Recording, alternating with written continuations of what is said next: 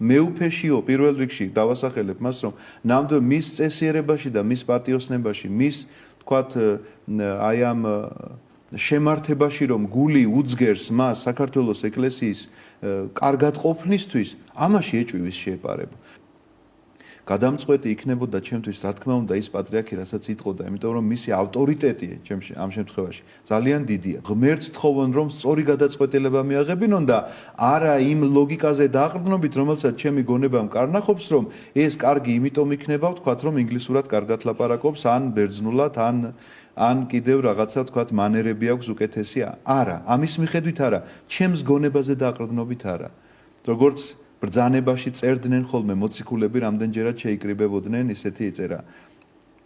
ასე უჩნდა, ანუ ასე ისათნოვა, ასე ისურვა სულიწმინდამ და ჩვენცა. ანუ ასე უნდა იყოს ეს სულიწმინდის ნაკარნახევი და ამის შემდგომ შენი ნება გამოხატული, რომ ღმერთის ნებას ეთანხმებოდეს და არა ვთქვათ რაღაცა შენს პირად ლოგიკას და პირად რაღაცა სიმპათიებს. დიდი მადლობა მამა კახაბერ ამ საუბრისთვის. ჩვენ კი ცოტათი გადავაცილეთ დროს, მაგრამ ვფიქრობ, რომ ეს თემები აუცილებლად განსახილველი იყო.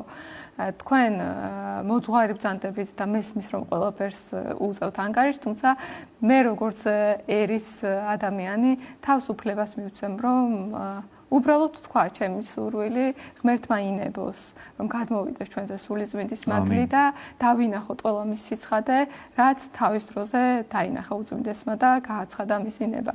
ღმერთმა ინებოს, რომ ყველაფერი ასრულდეს ისე, როგორც არის. რა თქმა უნდა, უფლის ნება პირველ რიგში. მეც ამისთვის ვილოცებ ნამდვილად მთელი ამ დღეების განმავლობაში, რომ სულიწმინდის კარნახით ჩვენ, ესე იგი, ღირსეული მემკვიდრე ყავდეს საქართველოს მართლმადიდებელი ეკლესიას. და უწმინდეს ხონდა ის თვალი გახსნილი, როდესაც ის ყველაზე კარგად ხედავდა ყველაფერს. მე ამისი მჯერა როგორც ერის ადამიანს. მეც მჯერა, რა თქმა უნდა, ამაში ეჭვი არ მეპარება, მაგრამ მე უბრალოდ არ ვიკადრებ იმას, რომ ვინმეს ეს უკარნახო. რასაკვირველია ეს თვითონ უნდა მიიღოს გადაწყვეტილება. აბსოლუტურად სწორი პოზიციაა თქვენი მხრიდან და მადლობა ამისთვის.